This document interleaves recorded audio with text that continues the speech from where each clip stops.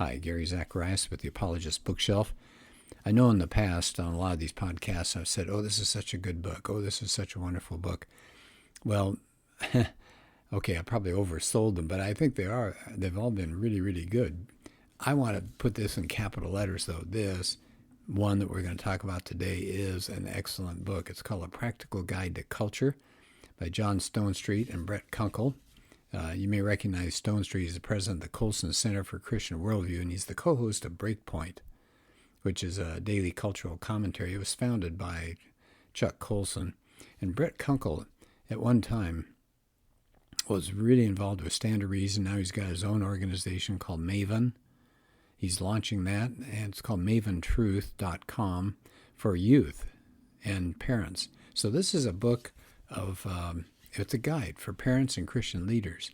And so in here they explore things like, what are the unseen undercurrents that are going on today shaping kids and their culture? Why do so many kids struggle with identity? How do we steer kids away from substance abuse? How can we ground them in the biblical story and help them to really change the world? This book has got so much practical information. Each chapter talks about what's the lie that's being told by our culture to our kids, and what's a good Christian response. So it covers, these chapters are wonderful. Let me just go through it real quickly for you here. Some of the chapters. Things like they deal with pornography, the hookup culture, sexual orientation, gender identity, affluence and consumerism, addiction, entertainment, racial tension. And so it's things on like what's going on with our culture today. Then the last section is how to read the Bible, why to trust the Bible, taking the gospel to the culture. I mean, this thing is just fabulous. I just can't tell you enough about what a wonderful book it is. It's easy to read, extremely practical. If you've got a child or a grandchild, or you're involved with youth culture somehow, you really need to have this book. In fact, think about having Brett come to your church or organization and do a presentation for you.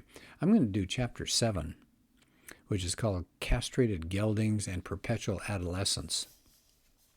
And what they're saying is that it just seems obvious today that you have teenagers as kind of a group that's different from children and adults, but they said that's a relatively new human experience. Said kids in the old days used to become adults by way of some kind of rite of passage. Not now. It says there didn't used to be a youth culture. But the car came along, teenagers got some money, and it says kind of scary because teen brains don't really have the full wiring connections of adults. And so it says in the past, most cultures help kids grow up by treating the teens like adults. Not today. It says today we fully expect kids to lose their minds during their teen years.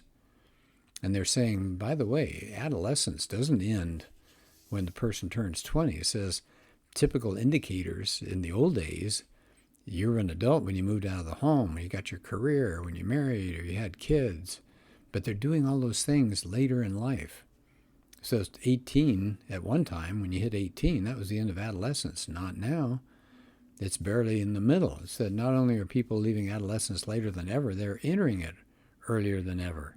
Preteens get their own TV networks and music and cell phones and fashions and so on. And then they point out, by the way, adolescence is something that's sort of like a goal of the entire culture. So they talk about something here subtitled The Perfect Storm in this chapter. So why are we getting these perpetual adolescents running around? They said 3 special factors. First, kids are exposed at an earlier and earlier age to things like romance and graphic sexuality and gratuitous violence. So we're ripping away kids' innocence from them at a very early age, but we don't give them the tools that they would need to grow up. That's a bad combination. Rid them of their innocence, don't give them the tools to adapt to the adult world, and you're heading for real trouble. So first, the kids are exposed to these things like the graphic sexuality and the violence. Secondly, young people are delaying marriage. And they said that's really hard, especially on young women.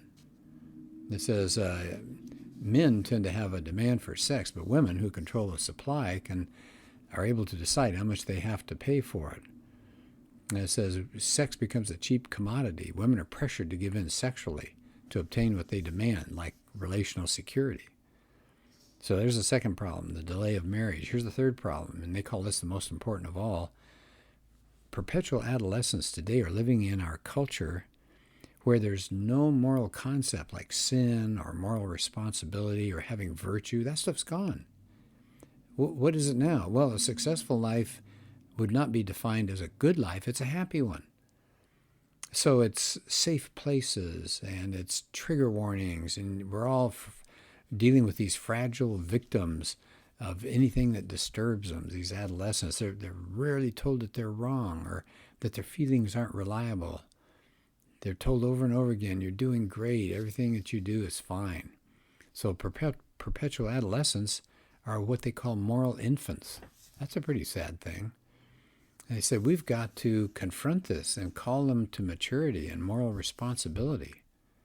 And they have a quote here from C.S. Lewis. If we don't do this, and we're going to end up with men and women without chests.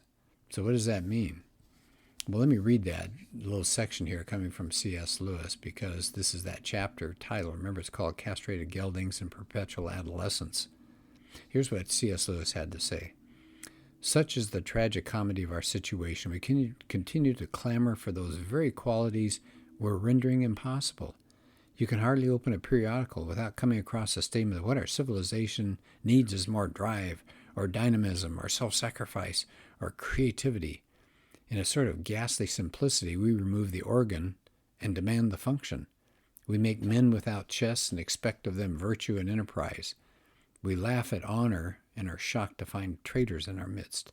We castrate and bid the geldings be fruitful. So what they're saying here is that if you got your kids wallowing in this world of adolescence, they're not going to become men and women who will stand against evil and injustice. They're like wet noodles. They're not going to shape the culture toward the good and the true and the beautiful. It's going to shape them.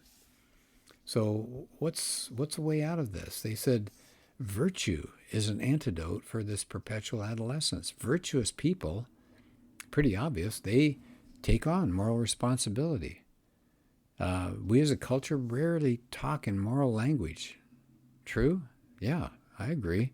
We don't champion virtue.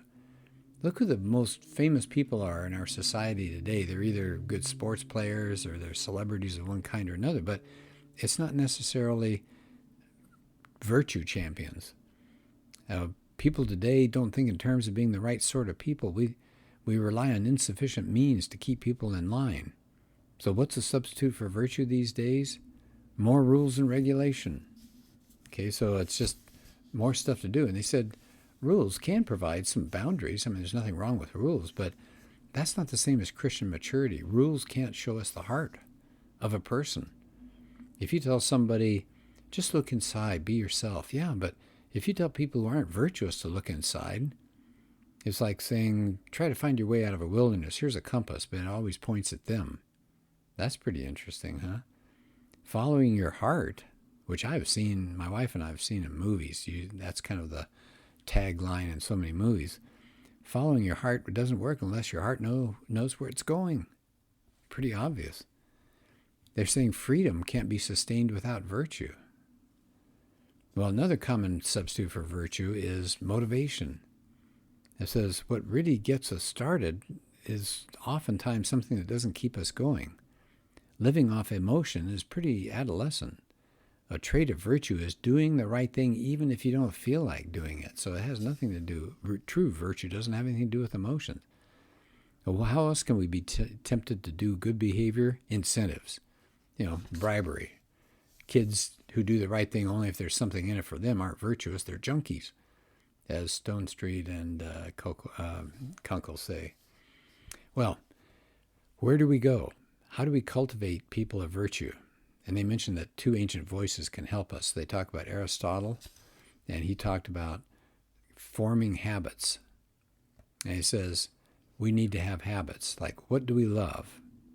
What do we long for? Of course, what we long for, we're pursuing. So we've got to constantly evaluate the things we long for and what kind of longings we're getting. What about our loyalties? We always find the time and resources for whatever we really want to do. Our loyalties are actually being tested every day. What's pulling us away from Christ? What are my labors? What gets our dedicated and focused effort? What are my liturgies? That's the order of worship. Our culture has its own liturgies, they say. It's work, it's play, it's sports, it's shopping, it's entertaining, it's eating.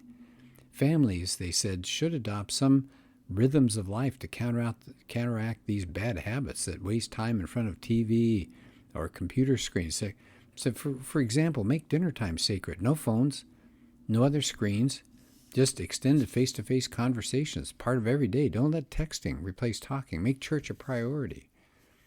Make Sundays a day of family rest and conversation. Schedule dates with spouses and children. I told you they have a lot of good practical advice in here.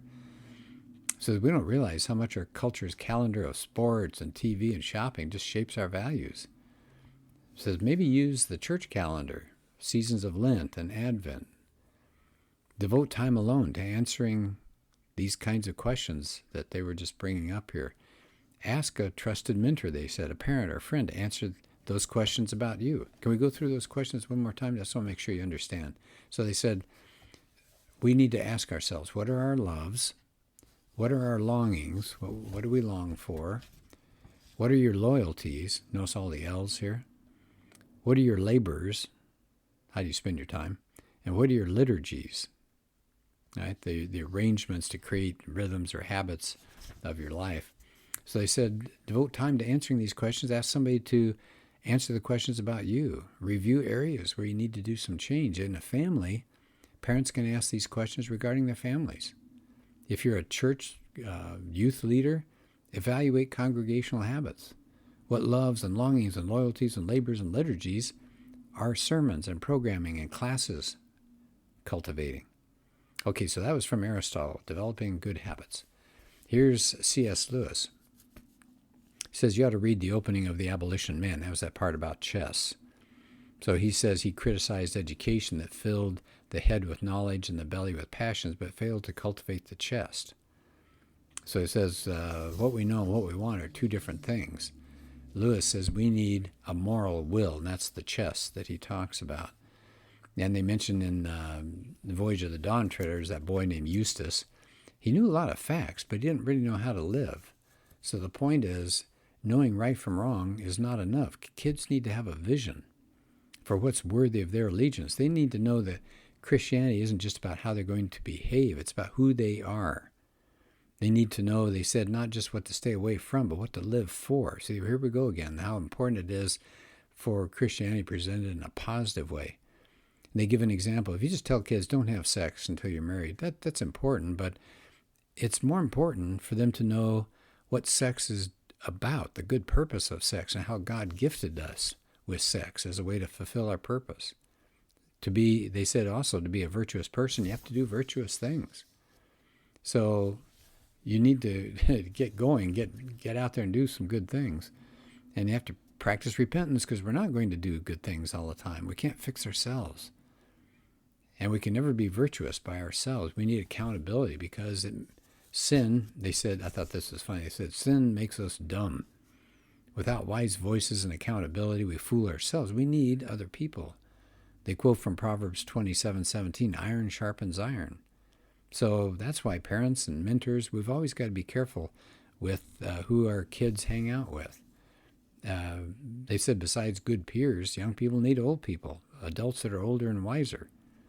So that's the chapter, just the one chapter, and the book is so practical. I would really suggest you get it. A Practical Guide to Culture, and that's no lie. It's the great title, Stone Street and Kunkel. Well, thanks again for joining me, and I hope to have another podcast for you shortly.